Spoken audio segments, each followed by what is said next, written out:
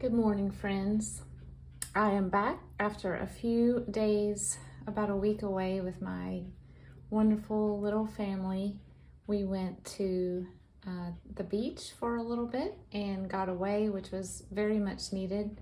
Sometimes you don't realize how much you need to get away until you do, and then you realize how refreshing it was. So I am back and I have lots of things ahead that I will be working on. I took a little bit of time off in May and through the first part of June to sort of regroup and wrap up the kids' school year and reporting their grades and all of that. So I am ready to start creating again. Today I wanted to share with you just a little bit of share a few books that I have on my shelf, and I've had some of them for years, that I am going to start incorporating into my journals. And they're not what you would consider normal types of book pages that you would pick for a journal. So I just wanted to give you some ideas, and maybe this can spark creativity for your own. These don't necessarily have to be sewn in as pages. They can just be tucked in as well. And so I wanted to go ahead and show you this real quick before I get to my next project that I'll be starting. One of the things that I have always loved to do is write, and I don't really do it as much as I should. But my husband is always trying to encourage me to write. And so through the years, he has bought me, and some of my good friends have bought me journals or books of things with prompts for writing. And so I wanted to share a few of those with you. And since I have written very little inside of them myself, I thought about why not dismantle some of them and use them in my own personal journals, as well as in journals that I sell or make for friends. So the first one is just this is a book that a dear friend gave me probably 15 years ago. It's called Q&A a Day, and every single day, calendar date, it gives you a question, and that question is to be answered on 5 years. There's a space for 5 years worth of responses. So you can see over time how your responses change, how your likes and dislikes change, your concerns, worries, things that make you happy. I thought it was a super cool, creative idea. And so it's starting to come apart because I've not opened it for so long. But like for example, this is June 26th, 2011. What's your biggest indulgence? And so I said dark chocolate, anything. When was the last time you ate pizza and what kind? And I wrote mellow mushroom, of course. So I thought these would be great just to tuck into a journal pocket or something, so people would have just a little fun question to answer, and if they wanted to return to it. Here's another example. What was the last thing you baked or cooked? And I put spaghetti with a question mark, which means that's pretty like me. Sometimes I can't remember what I made for dinner the night before. And then, where do you go for good ideas? The internet, more specifically Pinterest. Well, that certainly has not changed. I love Pinterest and I visit it daily. So this is just a fun little book, and I thought that you might like to search for this on thrift books or anywhere you buy used books, because it's probably super cheap now. It's $17 new, but I'm sure you could find it for under $5. This is a book that my husband gave me, and it is just a book of image-driven story prompts. And so the pictures in here are, well, that one's pretty scary. Looks like a bat. Pictures in here of just, let me find a good example and read it to you.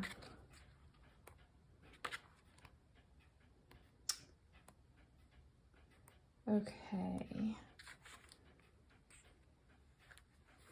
Some of these are for more, more storytelling or short story writing, but you could use some of them in journaling. Grand designs. The term set piece denotes a virtuosic scene in a story, something designed by its creator specifically to impress his audience.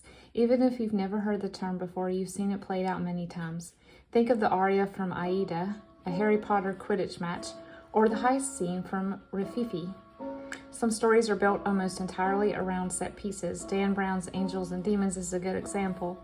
The problem is set pieces can become so grand and so focused on delivering excitement that readers lose interest and get bored, right when the author expects them to be amazed. So down here it says, envision the story that would lead your characters to the set piece and then write it. So in this book are just a lot of different suspense and things like that. I thought this would be, some of the pages are just pretty by themselves to use in a journal, but I thought maybe this would be a fun journal to get some pages out of for prompts for people who might want to use their journal in a more creative way instead of just, you know, a diary of their life. The next book is called The Encyclopedia of Me, and this is actually based on Amy Krouse Rosenthal's book of the same title that she wrote about herself.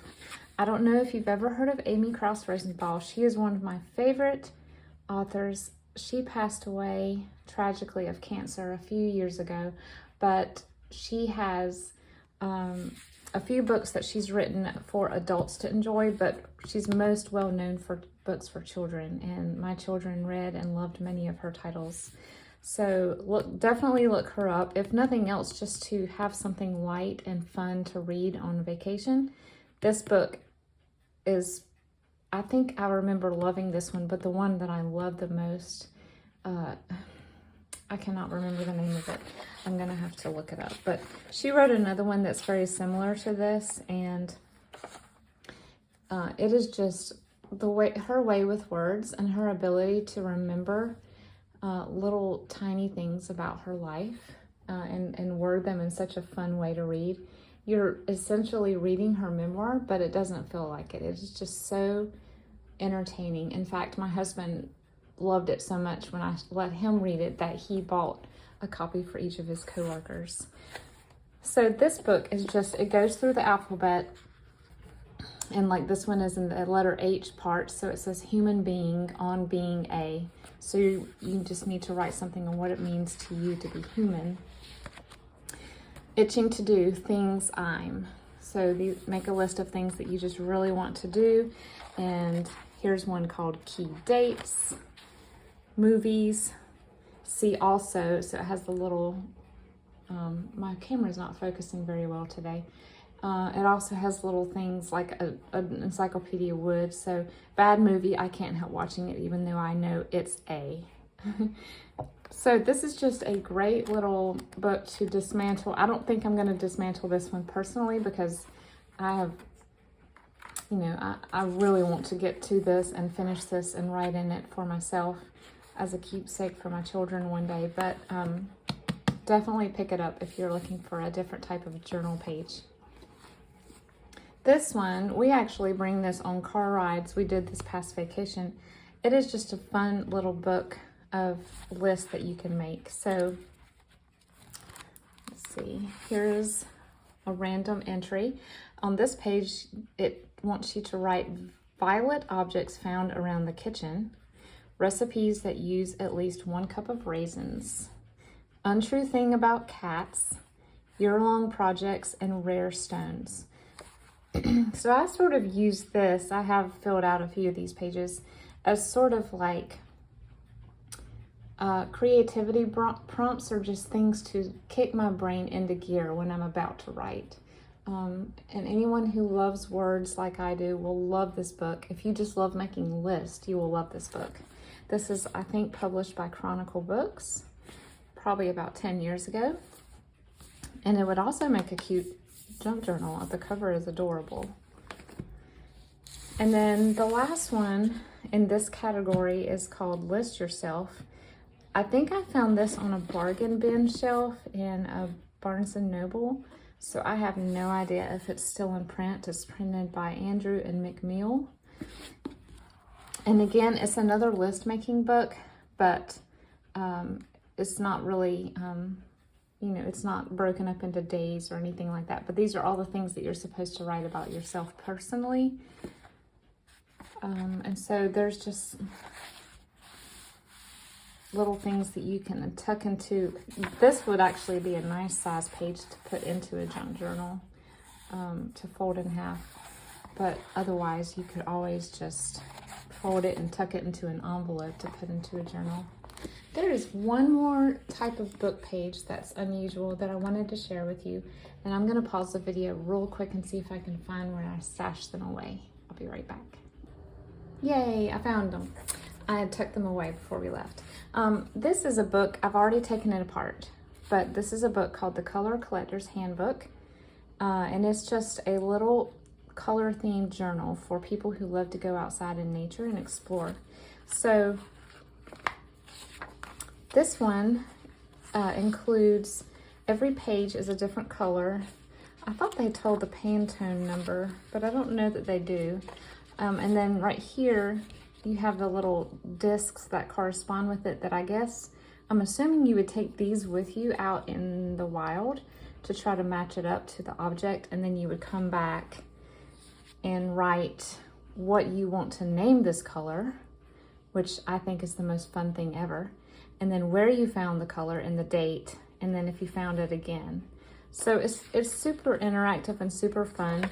Unfortunately, because most of the pages had to be cut apart to be dismantled, only a few of them are still hinged together. So like this one right here, this is the way it's supposed to look. It's supposed to go next to this one, but unfortunately, if you cut it apart, you will have the color that doesn't match on the back, which is fine because this is a perfect journaling spot. And then you can always just use this outside border as the color. But it is a fun little unlikely addition to journals. And then inside also, if you don't like naming the colors, I don't know if I can find it right off. There is a list, here it is, a list of the actual color names. And I don't know if this is the official Pantone, I think I'm saying that right, list, or if this is just the author's own names for the colors, but they're fun to read through anyway. And then last but not least is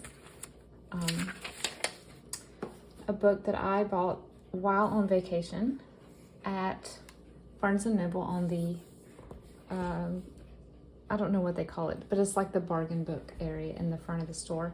This is just a technique book for making everyday handwriting more beautiful. So I plan to just have fun with this myself and doodle around in it. But then after I started looking at it, I was like, what fun would it be to fold and tuck one of these in a journal, or even fold it in half and have it as a page. It's if you don't want to do the lettering, there's just tons of journaling space here in between. So I went ahead and grabbed it. It's not super colorful, but it is attractive to the eye nonetheless. So that is what I wanted to share with you today. I hope this gives you a little bit of creative jump starting to figure out what other types of books you can look for in your own home, or when you're online searching for used books that you could tuck into a journal to make it a little more interactive. Thanks so much for joining me today, and I'll see you again soon. Bye.